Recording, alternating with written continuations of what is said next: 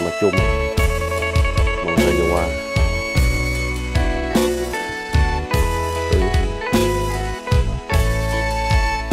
một độ làm môn là pui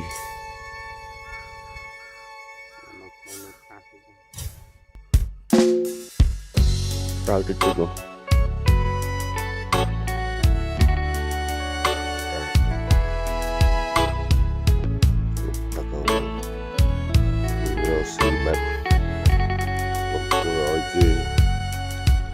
rồi mau rôm và đi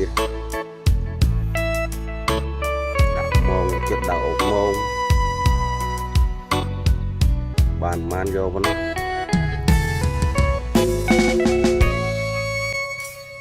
bàn nó món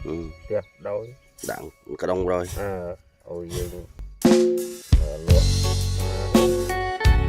hết kia